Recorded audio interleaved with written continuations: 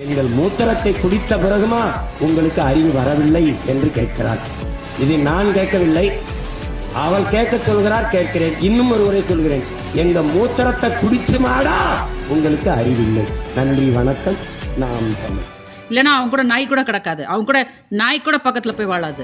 அப்படியே பொங்குனானா, ஐயோ மாடு மாடு, இதே ஒரு பெரிய எருமை மாடு, இது கூட மாடு மேல உனக்கு அவ்வளவு பற்று இருந்துச்சுன்னா நீ மாட்டுக்கறி சாப்பிடுன்னு மேடை போட்டு சொல்லியிருக்க மாட்டேல்லடா. சீமான் போல ஒரு தொடப்பக்கட்ட நாய சீமான் நடத்திய மாடுகள் மாநாடு உரையின் போது கடைசியாக பேச்சை முடிக்கும்போது சொன்ன வார்த்தை இது. சீமான் பேசிய இந்த பேச்சுக்கு விஜயலட்சுமி அவர்கள் காது கூசும் அளவுக்கு, காதில் ஈயத்தை ஊற்றி காய்ச்சி ஊற்றுற அளவுக்கு கெட்ட வார்த்தையாக சீமானை வச்சு பொழந்து எடுத்துருக்காங்க. சீமானை மட்டும் இல்லை, அவர் பொண்டாட்டியும் வச்சு கிழிச்சு எடுத்துருக்காங்க.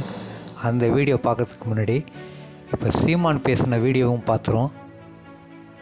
பிஜேபி பசுவதை தடை சட்டம்னு ஒன்று கொண்டு வந்தாங்க. அப்போ இந்த சீமான் வானத்துக்கும் பூமியும் கொதிச்சுட்டு இருந்தார். நாங்கள் என்ன தின்னணும், எங்கள் தட்டில் என்ன இருக்கணும்னு முடிவு பண்ணுறது நாங்கள் அப்படின்னு சொல்லிட்டு வானத்துக்கு பூமி கூச்சிட்டு இருந்தாப்புல இந்த சீமான் அவர்கள்.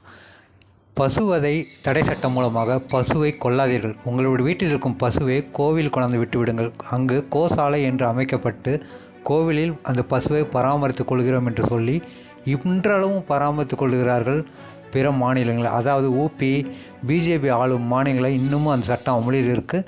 இன்னும் பசுகளை அவர்கள் பேணி பாதுகாத்து கொண்டிருக்கிறார்கள் இன்றளவும்.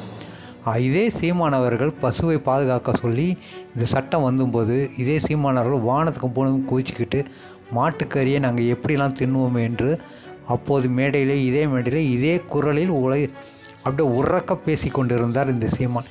இன்று ஏன் அறிவு வந்தது என்று தெரியவில்லை. பசுமாட்டு மூத்திரத்தை குடிப்பவர்களே உங்களுக்கு அறிவு இருக்கான்னு கேட்குறாரு சீமான் அவர்கள். ஏன் அவர் புது வீட்டு குடி போகும்போது இதே பசுமாட்டு மூத்திரம் தான் வீடு ஃபுல்லாக தெளித்தார். அவரும் அவர் மனைவி 3 வாட்டி வாங்கி குடித்தாங்க, இதே பசுமாட்டு மூத்திரம் தான் குடித்தார். அவருக்கு இந்த அறிவு இல்லையா? இன்றைக்கி தான் இந்த அறிவு வந்திருக்கா? பசுமாடுகளை பாதுகாக்க வேண்டும் என்று, மேய்ச்சலை பாதுகாக்க வேண்டும் என்று இப்போ தான் இந்த அறிவு வந்திருக்கு பொழுது இந்த சீமானுக்கு. நேரத்துக்கு தகுந்தாற் போல் பேசுவான். ஓட்டு வங்கி தான், கோனாரும் யாதவர்களும் அதிகம் நிறைந்திருக்கும் இந்த ஓட்டு வங்கியை பெறுவதற்கு தான் இந்த மாநாடு, மாடுகளுடைய மாநாடு. இவனுடைய திட்டமும் அப்படி தான் இருக்கும். நேரத்துக்கு ஒன்று பேசுவது, தினந்தோறும் நைட்டு குடித்து விட்டு ஒன்று பேசுவது, காலையில் ஒன்று பேசுவது. சரி, சீமான் என்ன பேசினார், மாடை எப்படி பேசினார் என்பது அந்த வீடியோ பார்த்துருவோம். அதன் பிறகு விஜயலட்சுமி கழுவி ஊற்றின வீடியோவும் பார்ப்போம். புஷ்பா படம் பார்த்தியா? புஷ்பா படம் பார்த்தியா? அதில் கதாநாயகன் ஒரு ரெக்கை அப்படி தூக்கிட்டுப்பான் பார்த்தியா? நீ என்ன பண்ணணும், தமிழன் 2 ரெக்கை அப்படி தூக்கிட்டு. ஏய் வாடா வாடா, ரொம்ப ரொம்ப சோர்வா இருக்கியா? 1/2 கிலோ மாட்டுக்கறி, 1/2 கிலோ போடு. பக்கத்தில் எங்கேயாவது ஜிம் இருக்கா போ. 2 மாதத்துக்கு அதிகபட்சம் ஒரு 600 ரூபா கேட்பான் கட்டு.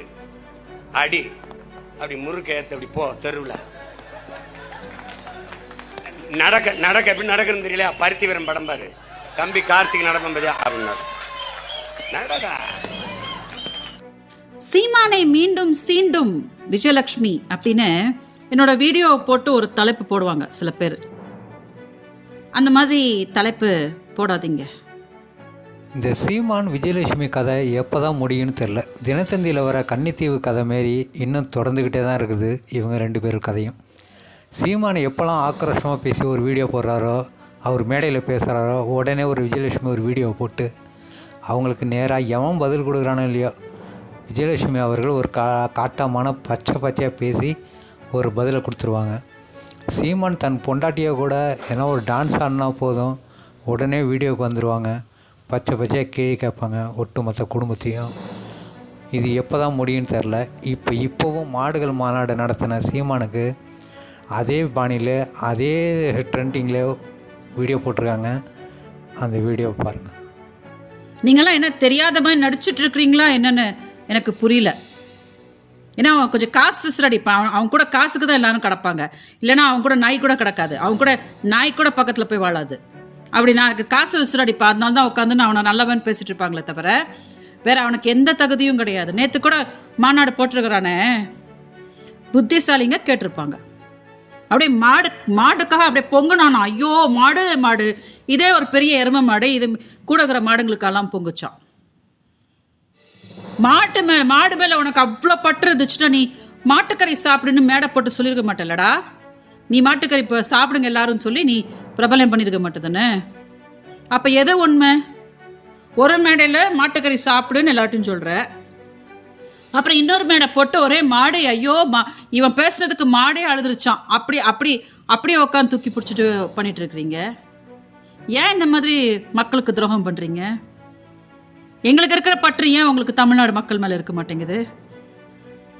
அதனால நான் மீண்டும் சொல்கிறேன், சீமான் போல ஒரு தொடப்பக்கட்ட நாயை சீண்டி எனக்கு எந்த அவசியமும் கிடையாது. ஓகே, நான் என்னோட வாழ்க்கைக்காக போராடிட்டு இருக்கேன்.